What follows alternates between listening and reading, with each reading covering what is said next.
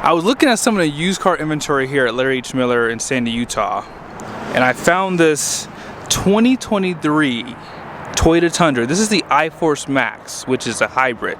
Capstone edition, which is the top of the line. And it only has like 40 miles on it. I'm not kidding. This truck is used with just over 40 miles. And I obviously have to do a video on this. So let's go ahead and check out the window sticker. This truck has literally everything I need to do a video. So here's the spec. Blueprint is the color for the exterior. And be sure to pause it for the standard equipment.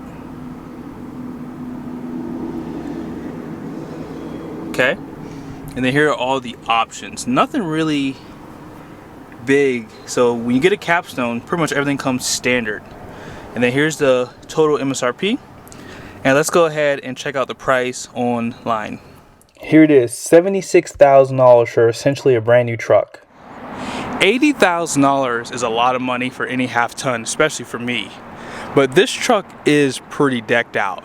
I have actually rented these trucks in the past, so this one does have the premium lighting. And if you drive a lot at night, trust me when I say this, these headlights are spectacular. Actually, let's go ahead and turn on all the lighting because it's not too bright outside today. So there it is. Nice animation for the turn signals. And quad projector. A lot of color. Parking sensors are nicely hidden too. There isn't any on the side here. Forward facing camera. And whenever you see the blue outline, that's how you know it's a hybrid too. Fog lights are in the center. It's like a projector style, looks like. And then big face on the grill. And then check out the hood too. Really aggressive styling. And then on the side here, they put iForce Max.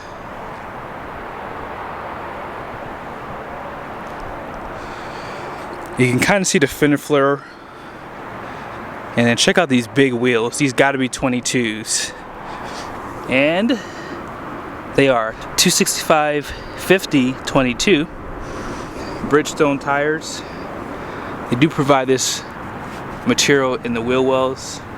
Independent front suspension. Probably a double wishbone. And then check out your Capstone badge on the side there.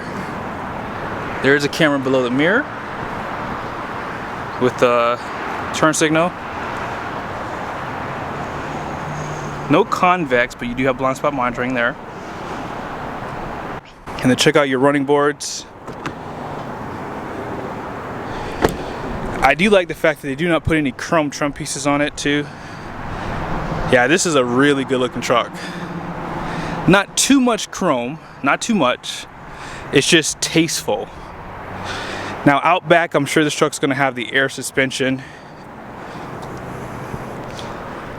And it does come standard with coil suspension. I was wrong, this truck does not have the air suspension. I would have thought that would have came standard on a Capstone.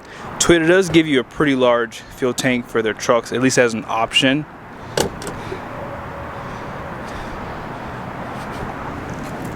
And they typically give you stainless steel exhaust system too. Now, the taillights do have an animation to them. And then here's a button on the side. Watch this. That is pretty cool. That makes getting in the bed pretty easy. And in the comment section, I think I like Toyota's position of their lights inside the bed. This is like the perfect spot, especially if you have a tonneau cover. 120 volt plug.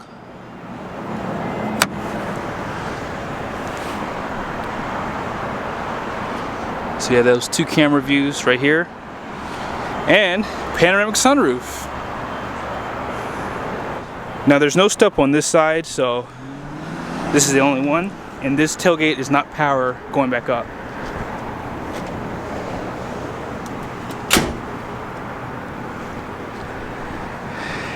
I don't like that outline there for Tundra either. I would take that off pretty quickly. There is a light below that shines down for your class 4 receiving hitch. 4 and 7 pin. Cameras right there. And LED lights for your license plate. Reverse lights right there. And again, you don't really see the parking sensors. They don't stick out.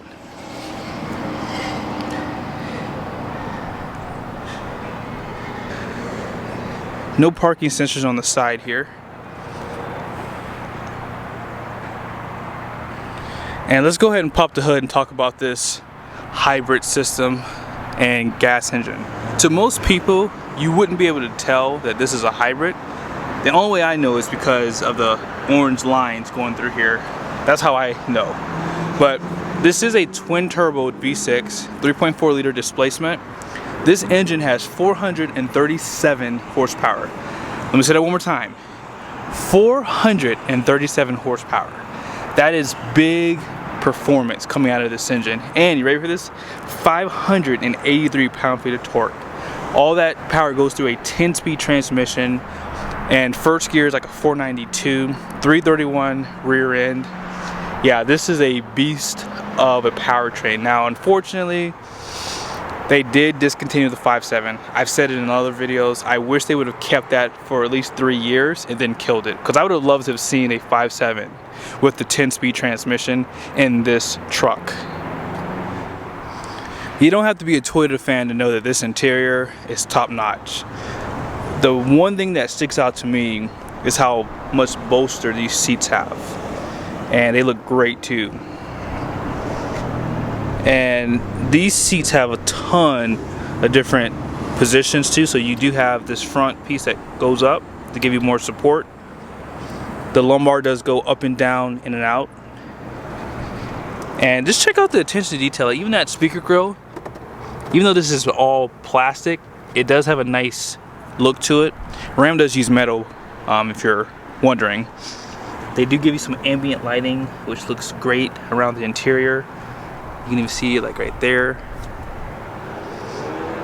But yeah, the white with the black and this dark wood, fire. All automatic up and down windows. You can power fold the mirrors in automatically when you turn the truck off. Seat memories, 2 settings. Power steering column.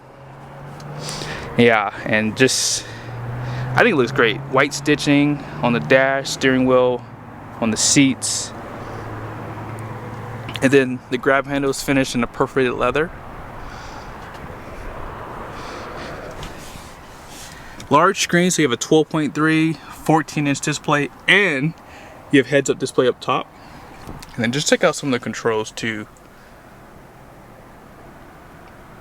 Love that blue accent lighting too, guys. They even light up Capstone there. It's on the side of the doors. It continues out back. Wow.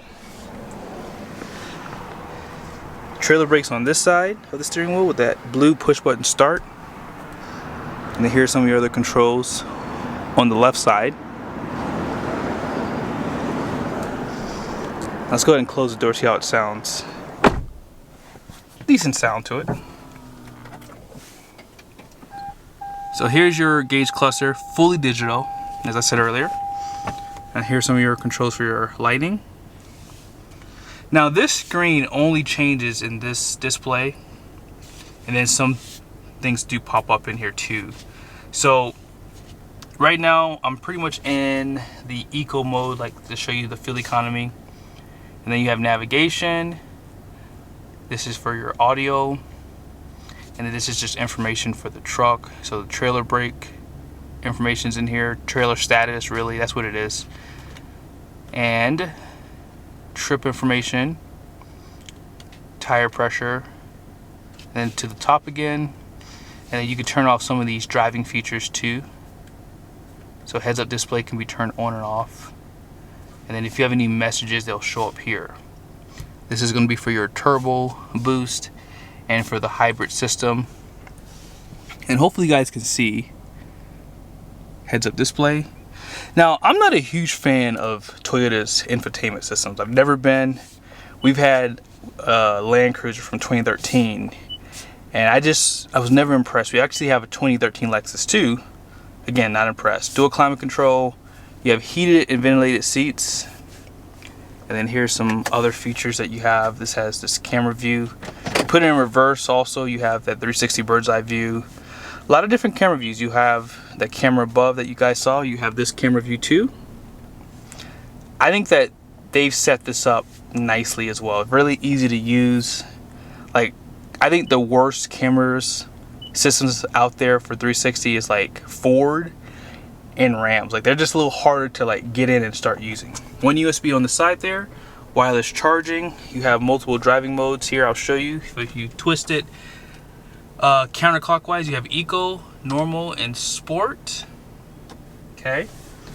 And full drive system. You have an electronic parking brake, caution lights, traction control. You can turn that on and off. And then check out your center console. A little bit of storage right there. And then this does slide. And then this opens up to give you more storage for coins, more USB inputs, cup holders. This does close up too, so you have a clean look here. Passengers will find themselves comfortable with this 12-way seat. No top storage, but yeah, look at the attention to detail right here. Huge panoramic sunroof.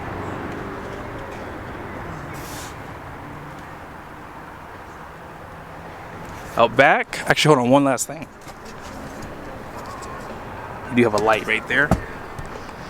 And in the rear, this is probably the only manufacturer in the truck segment that still gives you the curtains here, seat back, and they still give you the hump in the center here. I think personally that this truck is still lagging in the rear because it's not as big as the others. But yeah, check out all the goodies they give you. Heated and ventilated seats, multiple USB and power plugs. You have air vents, cup holders right here, armrests with more cup holders, LED lighting. No suede roof in here, but again, I still think this interior is like perfect. And this seat does pop up too, but no storage because of that hybrid system. Same thing on this side, no storage. And let's go ahead and check out the numbers on the door. So right here, this truck does have a gross axle rating up front at 4,080 pounds. The rear is the same. This is a pretty good rating. Most are like 3,800 pounds. I think Ram only beats it by 20 pounds. Gross vehicle weight rating is 7,670 pounds. And all-in payload capacity is going to be 1,330 minus 61 pounds because of the options on this truck. So one thing I will mention to you guys is this. If you're looking at a used vehicle, this is the perfect one because whoever owned it did not drive it. They probably bought it, decided they didn't want it anymore, and got something else. So I do know right now, if you want a capstone like this, you're probably gonna pay MSRP. So this is the perfect time to maybe call up Larry H. Miller and see if this truck's still available. And I hope you guys liked the video. Special shout out to them. Be sure to check out the next video I do. I'm going to be doing a drive comparing this to a Ram 1500 Limited. And if I have time, I'll compare the luxury between both these trucks. See you guys soon.